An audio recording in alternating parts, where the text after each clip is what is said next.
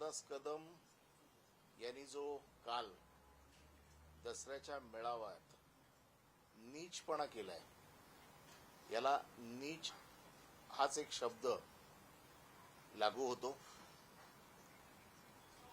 खरं म्हणजे याचं उत्तर देण्याची आम्हाला गरज वाटत नव्हती, कारण पोरीबाळी नाचवून त्यांची दलाली खाऊन किंवा भाड खाऊन भाडगिरी करणाऱ्यांना आम्ही उत्तर द्यावं एवढी त्यांची लायकी नाही.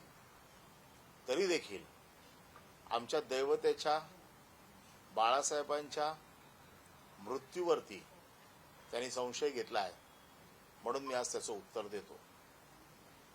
मी या विभागाचा विभाग प्रमुख आहे आणि शिवसेनेच्या पद्धतीप्रमाणे तुम्हाला माहिती आहे की विभाग प्रमुख हा प्रत्येक गोष्टीला जबाबदार देखील असतो आणि त्याच्याकडे मूलतः जबाबदारी त्याच्याकडे असते. ही जबाबदारी माझ्याकडे होती. बाळासाहेबांच्या अंतिम क्षणी मी 24 तास तिथे होतो, त्यामुळे या सगळ्या घटनेचा मी प्रत्यक्ष साक्षीदार आहे आणि त्यामुळे तिकडे प्रत्येक वेळेला प्रत्येक क्षणाला जी घटना मी बघितलेली आहे, घडलेली आहे, त्याचा मी साक्षीदार आहे. रामदास कदम हे आता बाळासाहेब गेल्यानंतर जवळपास 14-15 वर्षांनी त्यांना कंठ फुटलाय. बाळासाहेब 2012ला गेले, 2014ला रामदास कदम मंत्री झाले. त्यांना मंत्री केलं कोणी? शिवसेनेचे पक्षप्रमुख उद्धवजी ठाकरे यांनी. त्यावेळेला तर बाळासाहेब नव्हते. उद्धव ठाकरे इतके वाईट होते, मग 2014ला त्यांनी मंत्रिपद का स्वीकारलं? 2014 ते 19 मंत्रिपद ओरपलं. 2019ला मुलाला आमदारकी घेतली. म्हणजे शिवसेनेकडनं जोपर्यंत सगळं मिळत होतं, उद्धव ठाकरेंकडनं सगळं मिळत होतं, तोपर्यंत उद्धव ठाकरे चांगले होते. उद्धव साहेबांनी जर काय वाईट केलं असतं आणि तुम्ही जे स्वतःला मराठा स्वाभिमानी समजता, तुम्ही त्याच वेळेला खरं पक्ष सोडायला पाहिजे होता आणि सांगायला पाहिजे होतं की मी अशा माणसाबरोबर काम करणार नाही. 2012ला रामदास कदम कुठल्या बाकड्यावर झोपले होते, हा बाकडा मी शोधतोय. मातोश्रीवरती असे कुठल्या बाकड्यावरती कोणाला झोपायला देत नाही. बाळासाहेब ज्या खोलीत होते शेवटचे दिवस, त्यावेळेला 24 तास तिथे डॉक्टरांचं पथक होतं. एक डॉक्टर नव्हता, डॉक्टरांचं पथक होतं. प्रत्येक मिनिटाला मॉनिटर केलं जात होतं. तिथे असंख्य लोक भेटायला येत होते आणि सगळ्यांना माहित होतं की बाळासाहेब जिवंत आहेत. बाळासाहेबांची प्रकृती खूप खालावलेली होती, परंतु त्याचं आता राजकारण करायचं आणि सगळ्या गोष्टींना जे महाराष्ट्रामध्ये आता जे प्रश्न उभे राहिलेले आहेत याच्यापासून आमचं लक्ष बाजूला न्यायचं, हा याच्यामधला कुटील डाव आहे. आणि रामदास कदम आज जे सांगतायत की नार्कोटेक्स करा, माझी नार्कोटेक्स करा, आमचं म्हणणं असं आहे की ही नार्कोटेक्स झालीच पाहिजे. या नार्कोटेक्समधनं सत्य काय ते बाहेर आलंच पाहिजे. जो रामदास कदम यांनी खोटे आरोप केलेले आहेत, याच्यावरती मी स्वतः रामदास कदम यांच्यावरती अब्रू नुकसानीचा दावा दाखल करत आहे आणि ह्या अब्रू नुकसानीच्या दाव्यामधला जी रक्कम येईल ती रक्कम दुष्काळग्रस्त शेतकऱ्यांना पाठवायची असा निर्णय मी घेतलेला आहे. पण त्याचबरोबर ही नार्कोटेक्स होणं गरजेचं आहे. या नार्कोटेक्स बरोबर अजून एक नार्कोटेक्स होणं गरजेचं आहे. सन 2093 मध्ये रामदास कदम यांच्या बायकोने स्वतःला जाळून घेतलं. 1993ला रामदास कदम यांच्या बायकोने स्वतःला जाळून घेतलं. ते जाळून घेतलं का तिला जाळलं का काय झालं हे देखील नार्कोटेक्स मध्ये आलं पाहिजे. कोणाला बंगले बांधून दिले खेडमध्ये त्या बंगल्यावरनं काय राजकारण झालं, काय गोंधळ झाला, हे सगळं आलं पाहिजे. आणि जर नार्कोटिक्सला शक्य नसेल तर त्यांचा मुलगा हा आता योगेश कदम गृहराज्यमंत्री आहे. गृह खात्याची सूत्र त्याच्या हातात आहेत. आपल्या बापाने काय उद्योग केलेत 1993ला याची देखील चौकशी झाली पाहिजे. या चौकशीची मागणी मी करतोय. कारण आपलं ठेवायचं झाकून आणि दुसऱ्याचं बघायचं वाकून, ही जी पद्धत आहे या पद्धतीला आळा घालण्याची गरज आहे. माझी मागणी आहे मुख्यमंत्र्यांकडे, गृहमंत्री म्हणून किंवा गृहराज्यमंत्र्याकडे, की 1993ला गृहमंत्र्याच्या आईने स्वतःला जाळून घेतलं होतं, त्या जाळून घेतलेल्या प्रकरणाची देखील सविस्तर चौकशी झाली पाहिजे. या प्रकरणाची तर झालीच पाहिजे. मी स्वतः या सगळ्या घटनांचा साक्षीदार आहे. पुन्हा बाळासाहेबांच्या मृत्यूपत्राचा देखील मी ट्रस्टी आहे. बाळासाहेबांचं मृत्यूपत्र एक्झिक्यूट करून घेण्याची जबाबदारी माझ्यावर होती. त्याच्यामुळे बाळासाहेबांचं मृत्यूपत्र मला माहिती आहे. हे जे काही आरोप करतायत की मृत्यूपत्र कसं बनवलं गेलं, मला विचारा ना. मी साक्षीदार आहे. मृत्यूपत्र मी बनवलेलं आहे, त्याच्यामुळे मला माहिती आहे. मृत्यूपत्रात काय आहे मला माहिती आहे. मृत्यूपत्रात ठसे लागतात का मला माहिती आहे. मृत्यूपत्रात आणखीन काय लागतं. आणि मेलेल्या माणसाचे ठसे घेतले जरी तरी त्याचा काही उपयोग होत नाही. त्यांचं ज्ञान कच्चं आहे. हे फक्त लोकांच्या मनात उद्धव साहेबांच्या बद्दल एक विष घालवायचं, उद्धव साहेबांच्या बद्दल मनामध्ये घृणा तयार करायची, उद्धव साहेबांच्या बद्दल असलेलं जे काही लोकांमध्ये असलेलं प्रेम हे कमी करायचं. मुंबई महानगरपालिका त्यांना माहिती आहे ते जिंकू शकत नाहीत. आणि मग असा कोणाला तरी पुढे करायचं, रामदास कदमला पुढे करायचं, रामदास कदमने असं बोलायचं आणि मूळ विषयापासून लक्ष दुर्लक्षित करायचं. शिशुपालाचे 100 अपराध आता झालेले आहेत. या अधिवेशनामध्ये हे जे काही सगळे पुरावे आमच्याकडे आलेले आहेत, मागच्या अधिवेशनात मुख्यमंत्र्यांनी त्यांना वाचवलेलं आहे. आमचा मुख्यमंत्र्यांवरच आरोप आहे की असे शिशुपाल तुम्ही का वाचवताय, अशी तुमची काय मजबुरी आहे की ज्याच्यासाठी तुम्ही ह्या लोकांना वाचवताय.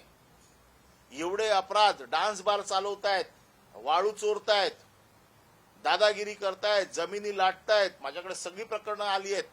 मागच्या अधिवेशनापासून तिथे लोक समोरून येऊन माहिती देत आहेत की यांनी कोणाकोणाच्या जमिनी ढापल्या आहेत, यांनी कोणाकोणाच्या जमिनी खाल्ल्या आहेत, कोणाकोणाला दादागिरी करून बेघर केलेलं आहे, त्यांच्या पुतण्याने आत्महत्या केली आहे. ही आत्महत्या का केली आहे याचा देखील शोध गृहराज्यमंत्री योगेश कदम यांनी घेतला पाहिजे. त्याचं देखील कारण बाहेर आलं पाहिजे.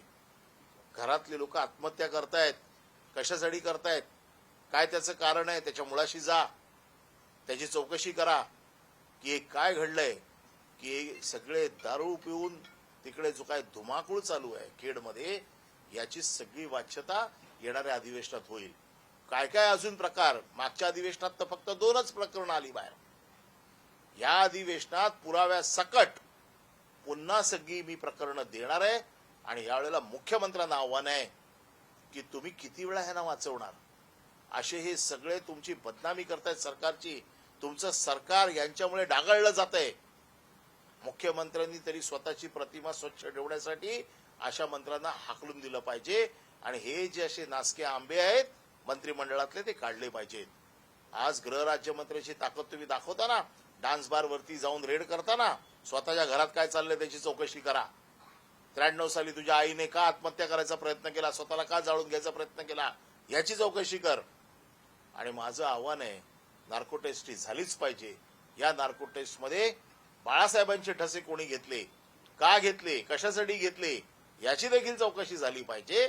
पण त्याचबरोबर 1993 साली ज्योती रामदास कदम यांनी आत्महत्या का करायचा प्रयत्न केला, स्वतःला का जाळून घ्यायचा प्रयत्न केला, जाळलं. आजही तिकडे खेडमध्ये साक्षीदार आहेत घटनेचे. वेळ पडली तर त्यांना देखील मी समोर आणू शकतो. खूप साक्षीदार आहेत आजही जे समोरून सांगतात की त्या घटनेचे आम्ही साक्षीदार आहोत. आणि म्हणून आपलं ठेवायचं झाकून आणि दुसऱ्याच्या घरात बघायचं वाकून ही प्रवृत्ती बंद करा. कारण कसं आहे की शक्यतो कोणाच्या घरात जाणं हे आमच्या संस्कृतीला पटत नाही. परंतु बाळासाहेबांसारख्या दैवताच्या मृत्यूबद्दल तुम्ही शंका व्यक्त करताय. आज डॉक्टरांची पॅनल्स तिथे होती, सगळे मुंबईतले तज्ज्ञ डॉक्टर तिकडे हजर होते, मोठ्या मोठ्या डॉक्टरांच्या समोर या सगळ्या चाचण्या होतात आणि मृत्यू जाहीर करण्याचा अधिकार हा डॉक्टरांचा असतो. डॉक्टर जोपर्यंत सांगत नाही तोपर्यंत मृत्यू जाहीर होत नाही. आणि म्हणून ज्यावेळेला डॉक्टरांनी सांगितलं त्याच्यानंतर ताबडतोब डॉक्टरांचं पॅनल आणि शिवसेनेचे नेते बाहेर गेले आणि त्यांनी सांगितलं की बाळासाहेबांचा मृत्यू झालेला आहे. हे खोटं सांगतायत. आणि म्हणून आम्ही अब्रू नुकसानीचा दावा आता दाखल करतोय. या अब्रू नुकसानीच्या दाव्यात कोण डॉक्टर आहेत हे डॉक्टर समोर आलेच पाहिजेत. या डॉक्टरांची कुठल्या डॉक्टरांनी त्याची काय व्हॅलिडिटी आहे, त्या डॉक्टरची त्याला कुठला अधिकार आहे, खरोखर तो डॉक्टर आहे की नाही, या सगळ्या गोष्टींची तपासणी होईल. मी त्यांना कायदेशीर कोर्टात खेचत आहे. कायदेशीर उत्तरं त्यांच्याकडनं मागवणार आहे. त्याच्यामध्ये 100% त्यांना माफी मागावीच लागेल. माफी मागितली नाही तर कोर्टाच्या कारवाईला त्यांना सामोरं जावं लागेल. पण माझी आज मागणी आहे, मुख्यमंत्र्यांकडे मागणी आहे किंवा त्यांचा मुलगा जो गृहराज्यमंत्री आहे त्याच्याकडे मागणी आहे की ही नार्कोटेक्स कराच, पण या नार्कोटेक्समध्ये माझ्या स्वतःच्या आईला का जाळलं किंवा तिने स्वतः का जाळून घेतलं याची देखील नार्कोटेक्स झाली पाहिजे. त्याच्या बाबतीत देखील लोकांच्या मनात शंका आहेत, त्या शंका दूर झाल्या पाहिजे. या संदर्भात ते म्हणतात की मला जाहीर करावं लागलं की बाळासाहेबांचा मृत्यू झालेला आहे, असा दावा आहे. ते कोण आहे? ते नेते होते. ज्यावेळेला सगळे नेते गेले त्यावेळेला असं ठरलं बाळासाहेबांचा मृत्यू झालेला आहे हे जेव्हा डॉक्टरांनी सांगितलं त्यावेळेला शिवसेनेचे नेते, त्याच्यामध्ये सुभाष देसाई होते, त्याच्यामध्ये संजय राऊत होते, त्याच्यामध्ये रामदास कदम होते, त्याच्यामध्ये दिवाकर रावते होते, आम्ही सगळे होतो, मी देखील होतो त्याच्यामध्ये. आम्ही सगळे प्रेसच्या समोर गेलो. मातोश्रीच्या गेटवरती तमाम गर्दी होती. लोकांमध्ये ही गोष्ट कळावी याच्यासाठी डॉक्टरांचं पथक आणि शिवसेनेचे नेते हे सगळे गेले आणि सगळ्यांनी मिळून तिकडे सांगितलं. हे कोण सांगणार आहे? हे शिवसेनेचे नेते होते म्हणून या सगळ्या नेत्यांबरोबर ते गेले सांगायला. त्यामुळे हा जो काही आरोप केलेला आहे या आरोपाची पुष्टी किंवा या आरोपाचा उघड झालाच पाहिजे. याच्या बाबतीमधलं सत्य बाहेरच आलं पाहिजे. तयार आहे का? त्यांनी उद्धव ठाकरेंची आणि त्यांची स्वतःची नार्को टेस्ट करा असं म्हटलेलं आहे. आमची पुन्हा सांगतोय, मी शिवसेनेची अधिकृत भूमिका सांगतोय, दोघांचीही नार्को टेस्ट करा. पण त्याच नार्को टेस्ट मध्ये माझा आता आक्षेप असा आहे, जसं रामदास कदमने सांगितलं तर नार्को टेस्ट करा. मग मी आता शिवसेनेचा आमदार म्हणून सांगतोय की 1993 साली ज्योती रामदास कदम यांनी स्वतःला जाळून घेण्याचा प्रयत्न केला का त्यांना जाळण्याचा प्रयत्न केला याची देखील नार्को टेस्टची मागणी मी करतोय. मुख्यमंत्र्यांनी ह्या सगळ्या नार्को टेस्ट मान्य कराव्यात. परब साहेब, रामदास कदम जे म्हणाले की 2 दिवस पार्थिव मातोश्रीत होतं आणि दुसरा हाताचे ठसे घेतले गेले, तर हे नेमकं काय प्रकरण आहे? असं काही घडलं आहे का? 100% खोट आहे. मला एक गोष्ट सांगा की बाळासाहेबांना भेटायला असंख्य गर्दी होती. बाळासाहेबांना भेटायला असंख्य लोकांची गर्दी होती. तुम्ही सगळे प्रेसवाले आहात. कुठलीही बॉडी 2 दिवस अशी ठेवता येते का? कुठलाही मृतदेह 2 दिवस शवपेटीशिवाय ठेवता येऊ शकतो का? या रामदास कदमचं अक्कल गुडघ्यात आहे. त्याला जे काय कोणी सांगितलंय ना त्याने हे तरी विचार करायला पाहिजे होता किंवा रामदास कदम यांनी बोलताना विचार करायला पाहिजे होता, कुठलाही मृतदेह 2 दिवस शवागाराशिवाय किंवा शवपेटीशिवाय ठेवता येतो का? कुठलीही इंजेक्शन दिली, काही जरी केलं, आणि कुठल्या मुंबईतल्या डॉक्टर्सची अशी हिंमत आहे? तिथे तज्ज्ञ डॉक्टरांचं पथक होतं. डॉक्टर स्वतःच्या कुठल्याही मेडिसिनल प्रॅक्टिशन जे आहेत मोठे ते असं चुकीचं करतील? ते अशी बॉडी ठेवू शकतात 2 दिवस. आणि त्यामुळे हे खोटे आरोप आहेत. आणि रामदास कदम जे म्हणतायत ना, तुम्हाला माहिती आहे बाळासाहेब हयात असताना बाळासाहेबांनी स्वतःचे मोल्ड बनवले होते. आपल्याला माहिती आहेत हे मोल्ड.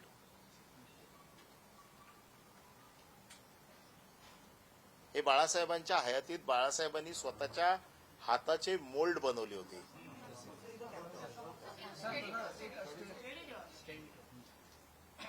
आणि हे मोल्ड कुठे ठेवले होते माहित आहेत का? आपल्याला माहित असेल सहाराचं जे स्टेडियम झालं अंधेरीला सगळ्या क्रिकेट प्लेयर्सचं, त्यावेळेला हे मोल्ड तिकडे बनवले होते बाळासाहेबांच्या हयातीत. त्यानंतर हे मोल्ड उद्धव ठाकरे यांच्या मुख्यमंत्री निवासी वर्षा बंगल्यामध्ये जिथे उद्धव ठाकरे बसायचे त्याच्या पाठीमागे ठेवले होते. हे मोल्ड बाळासाहेबांच्या हयातीत बाळासाहेबांनी बनवलेले मोल्ड आहेत. अच्छा, म्हणजे तो जो संदर्भ उद्धव ठाकरेंनी दिला की मी ठसे घेतलेले, तो हा संदर्भ मोल्ड आहे. हा मोल्ड आहे. याला ठसे नाही म्हणत. हा मोल्ड असतो. अख्खा पूर्ण पंजाचा मोल्ड आहे. रामदास कदम याचं शिक्षण थोडं कमी आहे मोल्ड आणि ठशामधला. आणि रामदास कदम यांचा आरोप आहे की बाळासाहेब गेल्याच्या नंतर त्यांचे ठसे घेतले. बाळासाहेब गेल्याच्या नंतर ठसे घेतले हा त्यांचा आरोप आहे. असे कुठले ठसे घेतले असतील, त्याचा उपयोग काय झाला, अशा ठशांचा काय उपयोग होतो? ते म्हणते स्विस बँकेतून पैसे काढण्यासाठी. स्विस बँकेची पद्धत रामदास कदमला माहिती आहे का? रामदास कदमचं अकाउंट आहे का तिकडे स्विस बँकेत, की अशा प्रकारचे ठसे घेऊन स्विस बँकेतनं पैसे येतात? अहो, कमीत कमी आपण मीडियाच्या लोकांनी तरी असे प्रश्न विचारायला पाहिजे की स्विस बँकेतनं पैसे काढायची पद्धत, अशा प्रकारचे ठसे हे स्विस बँकेत. बाळासाहेबांचं मृत्यूपत्र माझ्याकडे आहे, त्याच्यामुळे बाळासाहेबांची संपत्ती काय होती ही माझ्यापेक्षा जास्त कोणालाही माहित नाही. नाही, पण परब साहेब ते आरोप करताना त्यांनी एक शरद पवारांचंही विधान सांगितलेलं आहे. ते म्हणतात की शरद पवार जेव्हा आले होते तेव्हा त्यांनी मिलिंद नार्वेकर यांना म्हटलं की आणखी किती बाळासाहेबांच्या बॉडीचा छळ कर. त्यांना भेटायला सोडलं जातं. शरद पवार तर साहेब आहेत ना आज. याचं उत्तर पवार साहेब देऊ शकतात ना. पवार साहेब तर आहेतच ना आज हयात. मिलिंद नार्वेकर देखील आहेत. हे वातावरण तयार करतायत, अशा प्रकारची उत्तरं द्यायची, अशा प्रकारचे. माझं म्हणणं असं आहे की मी आता कोर्टात फाईल करतोय, कोण डॉक्टर्स आहेत ते समोर घेऊन या, ज्यांच्या माहितीच्या आधारावरती तुम्ही बोललात. आम्हाला पण बघायचं आहे की खरोखर कोण डॉक्टर असा आहे की ज्याने हे सांगितलंही खोटी बातमी पसरवली आहे. हे केवळ हवेत बार सोडायचे. परंतु आमचा राग हा आहे की बाळासाहेबांच्या मृत्यूचं देखील लोक राजकारण करतायत. यांनी सगळे प्रयत्न करून बघितले. पक्ष चोरून बघितला, काय होत नाही. माणसं चोरून बघितली, काय होत नाही. आता बाळासाहेबांच्या मृत्यूचं राजकारण करायचं आणि उद्धव ठाकरे कसे वाईट आहेत हे चित्र पोर्ट्रेट करायचं, हे चुकीचं आहे. आणि म्हणून मी आज उत्तर द्यायला समोर आलो. नाही, पण परब साहेब, तुम्ही म्हणालात की त्या काळात अनेक लोक मातोश्रीवर येत होते, पण रामदास कदम यांचं म्हणणं आहे की दुसऱ्या मजल्यावर बाळासाहेबांच्या खोलीत कोणाला जाऊच दिलं जात नव्हतं. अहो, कोण सांगते? रामदास कदम खोटं सांगतायत. उद्धव ठाकरेंना भेटण्यासाठी तिकडे बाहेर असलेल्या लोकांसाठी कित्येक लोक तिकडे होते. नाही, येत होते, मातोश्रीत जाऊ दिले जाते. असं हे मी परत सांगतो, कोणालाही जाऊ दिलं जात नव्हतं. मी या गोष्टीचा साक्षीदार आहे, कारण मी तिथे स्वतः होतो. तिथे बाळासाहेबांना भेटायला असंख्य लोक येत होते. वरती जाऊ दिलं जात नव्हतं. का वरती जाऊ दिलं नव्हतं? वरती सतत लोक येत होते. आता खूप मोठे आलेले लोक वरती तर येतच होते, उद्धव साहेबांना भेटत होते, त्यांच्याशी चर्चा करत होते. ते हे असंही म्हणाले की अँब्युलन्स घेऊन शिवाजी पार्कात तुम्ही सकाळी जा. 6 वाजता सकाळी जाणार जाणार होते. होते. त्यांना नकार दिला. त्यांनी- अहो, हा विषय मला माहिती आहे. बाळासाहेबांचा मृत्यू ज्या वेळेला दुपारी जाहीर केला त्यावेळेला असा एक प्रस्ताव आला, मी त्या मीटिंगमध्ये होतो, की उद्या सकाळी बाळासाहेबांचं पार्थिव इथून अँब्युलन्सने सरळ घेऊन जायचं शिवाजी पार्कला आणि शिवाजी पार्कला दर्शनासाठी ठेवायचं. हा एक प्रस्ताव होता. परंतु काही वेळाने असं ठरलं की प्रचंड मोठ्या प्रमाणात गर्दी होणार आहे, त्याच्यामुळे इथून अँब्युलन्स तिथे पोहोचेपर्यंत वेळ लागेल, त्याच्यापेक्षा सरळ इथूनच अंत्ययात्रा सुरू करू, आणि तो तसा निर्णय झालेला आहे. हे रामदास कदम हा काही एकमेव शिवसेनेचा नेता त्यावेळेला नव्हता. तिथे सगळे जे शिवसेनेचे नेते होते ते सगळे नेते मिळून निर्णय घेत होते. एक एक आता फक्त त्यांच्या सोयीच्या गोष्टी ते फक्त सांगतायत, परंतु हा निर्णय त्यावेळेला असा होता की अँब्युलन्सने बाळासाहेबांना शिवाजी पार्कला न्यायचं आणि तिथे त्यांचं पार्थिव अंतिम दर्शनाला ठेवायचं.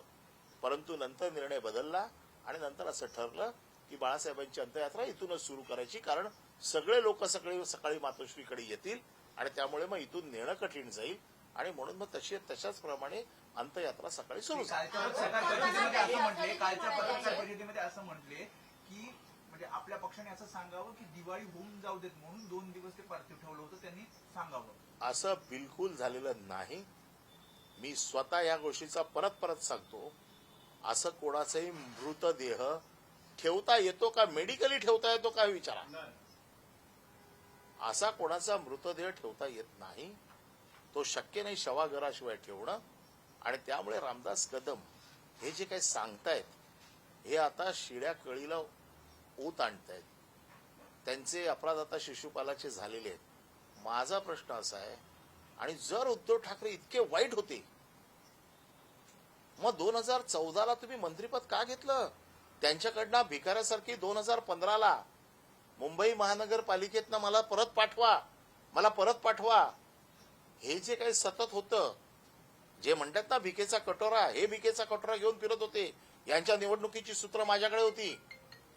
माझी आई ज्या दिवशी वारली त्या दिवशी 15 डिसेंबरला मी यांच्या निवडणुकीची सूत्र घेतली.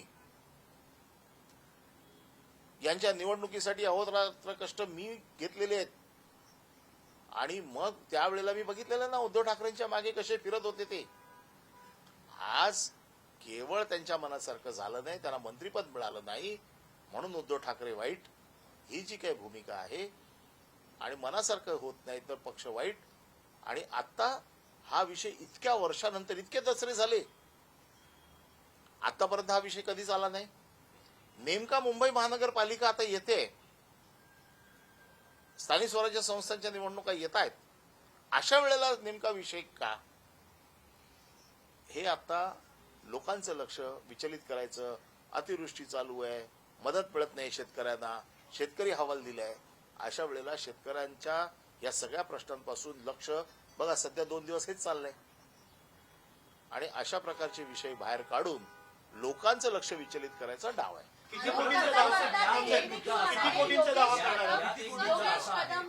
परब सर, किती कोटींचा दावा तुम्ही रामदास कदम यांच्यावरती करणार आहे? तुम्ही तो पहिला प्रश्न. किती कोटींचा दावा? नाही, त्याची तर तशी मार्केटमध्ये काहीच व्हॅल्यू नाहीये. जो भाडं खाऊन पैसे कमवतो त्याच्यावरती कोटीचा दावा करण्याची त्याची लायकी नाहीये. अवे भाड्याचे पैसे त्याच्याकडे, उद्या दलालीचे पैसे ज्या माणसाकडे आहेत ते शेतकरी पण घेणार नाहीत. परंतु जी काही कोर्ट शिक्षा सुनवेल आणि कोर्ट त्याचं मूल्यमापन करेल, आम्ही कोर्टावर सोडून देऊ, कारण आमच्या लेखी त्यांची किंमत 0 आहे. कारण जे दलालीचे पैसे खातात अशा लोकांकडनं आम्ही तरी पैशाची अपेक्षा करत नाही, पण कोर्टाने जो काय दंड लावेल त्या दंडाचे पैसे शेतकऱ्यांना जाऊ देत. आम्ही त्याची किंमत सांगणार नाही, कारण आमच्या लेखी त्याची किंमत 0 आहे. पण परत सर, यात एक मुद्दा असा होतो की बाळासाहेबांच्या मृत्यूपत्राविषयी अनेकदा संशय उपस्थित केला जातो. यापूर्वी खुद्द उद्धव ठाकरेंचे मोठे बंधू जयदेव यांनी या मृत्यूपत्राला कोर्टात चॅलेंज केलं होतं. त्या प्रकरणात मग नंतर काय सेटलमेंट झालं, कारण काय पुढे ते प्रकरण गेलंच नाही. काही वेळा सुनावणी झाल्यानंतर त्यातल्या सगळ्या बातम्या निघून गेल्या.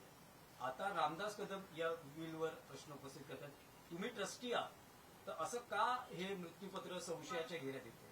बाळासाहेबांचं मृत्यूपत्र मी बनवलेलं आहे, मी त्याचा ट्रस्टी आहे.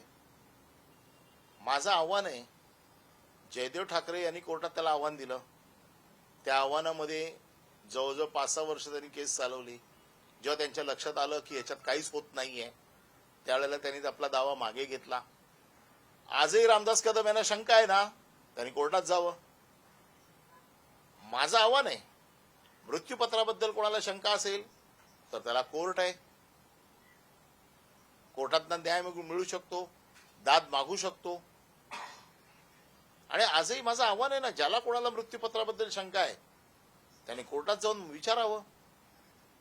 कोर्टाने हे मान्य केलेलं आहे, कोर्टात या सगळ्या प्रोसिडिंग मध्ये आलेलं आहे. आणि बाळासाहेब होते ते, बाळासाहेबांनी कुठली गोष्ट इतकी सोपी ठेवली नव्हती. त्यांना प्रत्येक गोष्ट बरोबर माहित होतं. त्यांनी जे मृत्यूपत्र बनवलं ते इतक्या तज्ज्ञ लोकांशी चर्चा करून, त्याच्यातली बरोबर माहिती घेऊन, त्याच्यातल्या कायदेशीर बाबींचा अभ्यास करून त्यांनी त्यांचं मृत्यूपत्र बनवलं होतं. त्यामुळे मला ह्या सगळ्या गोष्टी माहिती आहेत आणि म्हणून मी आज तुमच्या समोर आलेलो आहे.